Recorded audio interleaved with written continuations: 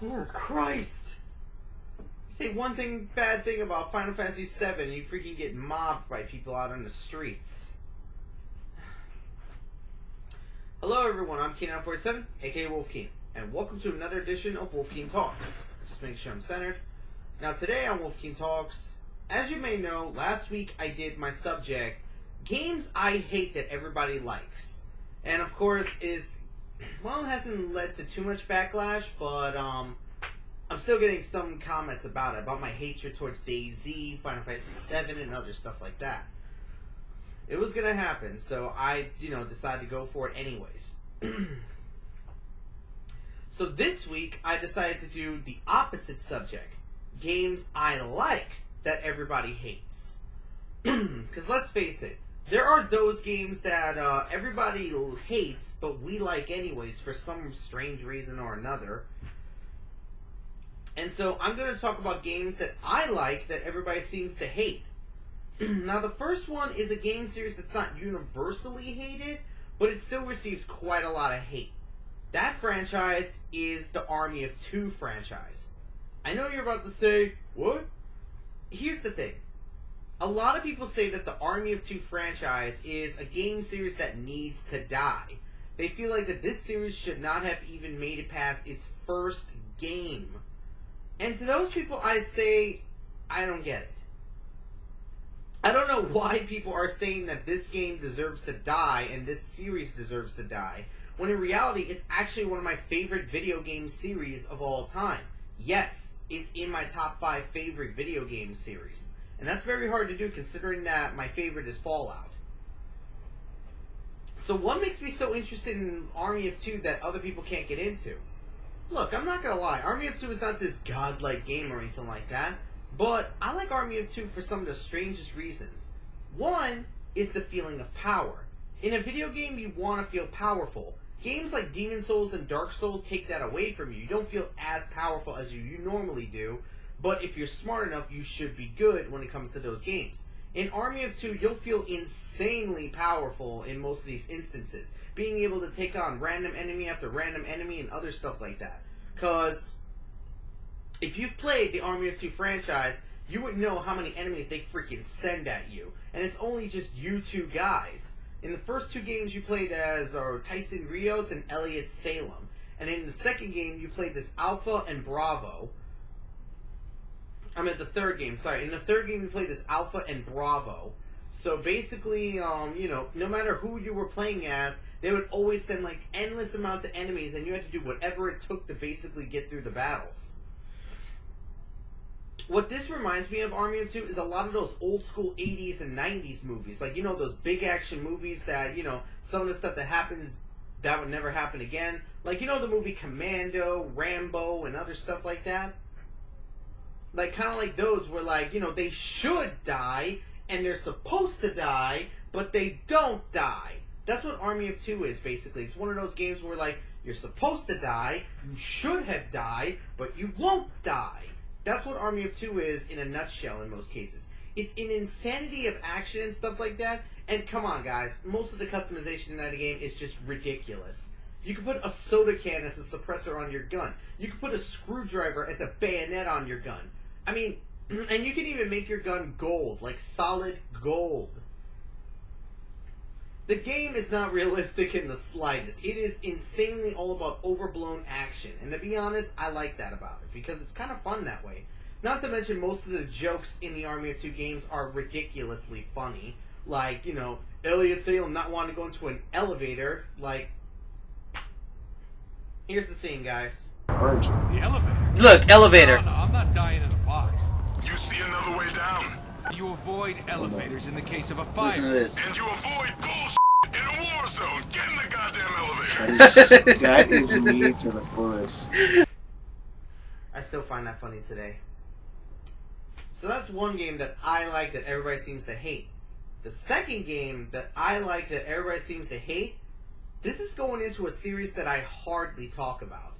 The Halo franchise.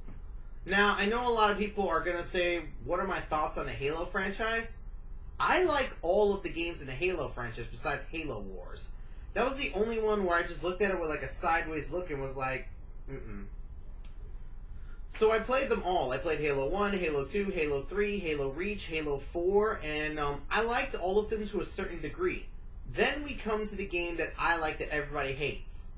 Halo ODST. I've seen so much backlash for this game and so much hatred towards this game, and for some odd reason, I like it. I know someone in the comments is about to say, "You're not a real gamer! You like ODST! Unsubscribe, unsubscribe, unsubscribe!" Like,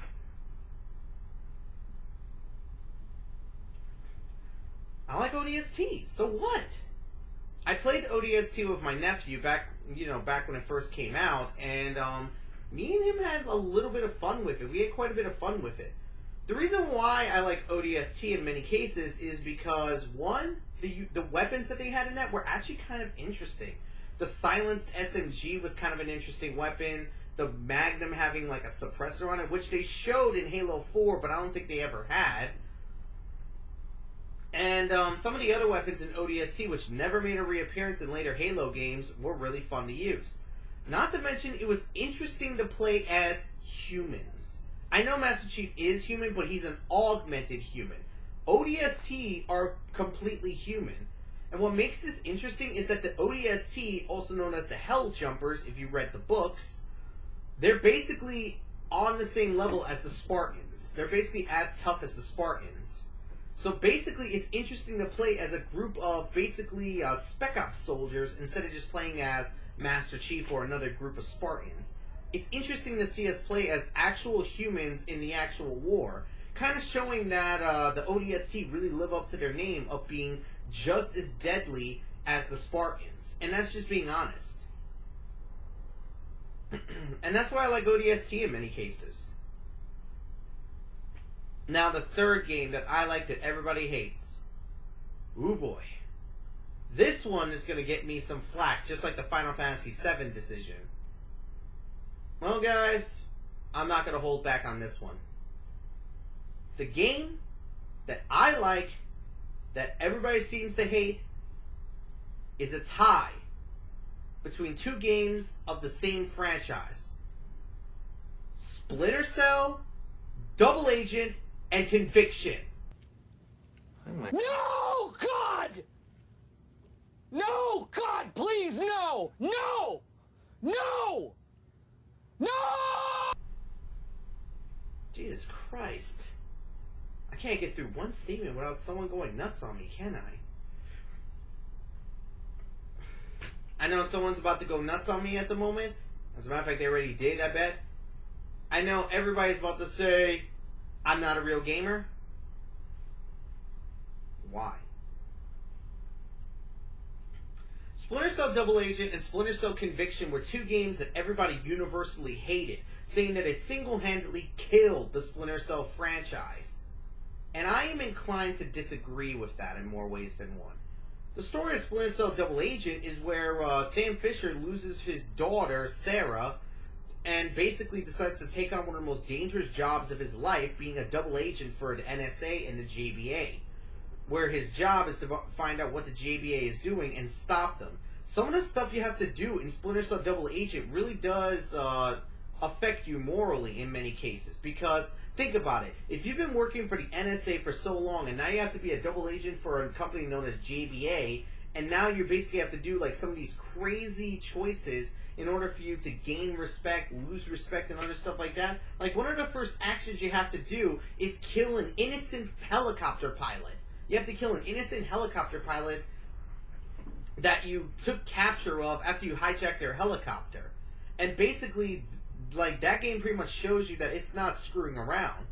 As a matter of fact, spoilers, guys, spoilers, one of the decisions that you have to make is the choice to kill your own freaking friend, and basically, the one who basically supports you throughout the entirety of all the Splinter Cell games, Irving Lambert. Think about it. In Splinter Cell 1, 2, 3, and Double Agent for the most part, Lambert has been your support, and he's always been there for you no matter what happens. And now you are being ordered to kill him. Think about it. That is a very hard decision to make, to kill your own handler and friend, basically. That's like me joining a paramilitary group that's supposed to be going against the U.S. and I was told to kill my best friend Jesus. That is a hard decision to do, because think about it. Do you kill your friend to keep your cover, or do you choose not to kill him and risk blowing your cover? That's what I love Double Agent for, because it really pushed you when it came to your moral compass and your moral choices. Because if you didn't find a balance, you were going to lose too much respect with either company and fail the game, basically. If any of their respects hit 0, game over.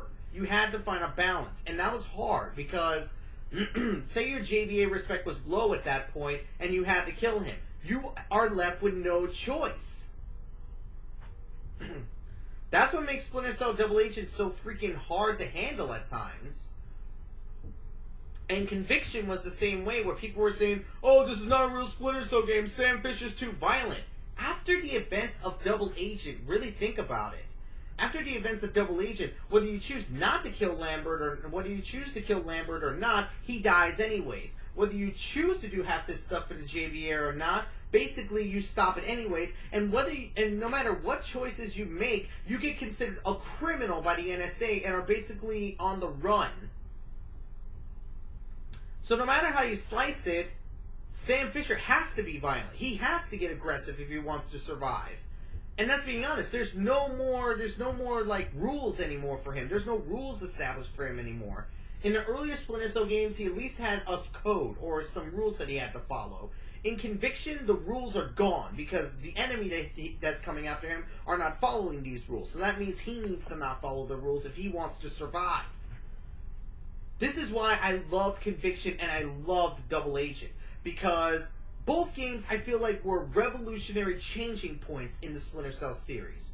I have played Blacklist, and I do like Blacklist, that it went back to the old style of Splinter Cell, but to people who tell me that Double Agent and Conviction were the killing points for Splinter Cell, I wholeheartedly disagree. And that's just being honest. Alright guys, so that's pretty much it. Those are games that I like that everybody seems to hate. Leave a comment below with your games that you like that everybody seems to hate, and hey, we'll discuss it in the comment section below. Alright guys, with that done, time for some updates. I'm going to tell you this right now. 13 will be being uploaded this Friday, but I got some good news for you all. I'm already working on my Dark Souls 2 playthrough. Yes, Dark Souls 2 will be coming up after 13 is completed. Once I finish 13, I will be moving on to my Dark Souls 2 Let's Play. I have good news to tell you that I've already recorded 10 videos of Dark Souls 2. I will be recording more as I go, but I'm going to warn you right now. I've recorded 10 videos, and I'm nowhere near any of the major bosses. So, this is going to be a warning. The Dark Souls 2 playthrough is probably going to be longer than my Dark Souls 1 playthrough, so be aware of that. So anyways, 13 will be uploaded this Friday. Saturday, I'm going to upload some more Tekken Revolution. I haven't quite decided if I'm going to end the series yet, so don't worry, guys. If you still want to do player matches against me, just, you know. And Sunday will be some more Fallout New Vegas. I'll do some more Fallout New Vegas on Sunday. So, not much else for me to say, guys. I hope you enjoyed this video. Leave your comment below about games that you like that everybody seems to hate. Get ready for some new videos this weekend, and, well, I'll see you all for this weekend. So, until next time, guys, I'm Keen947, aka Wolfkeen. Hope you enjoyed, and... sounds like the front of the back. I'll be right back. Hey, see you all later, guys.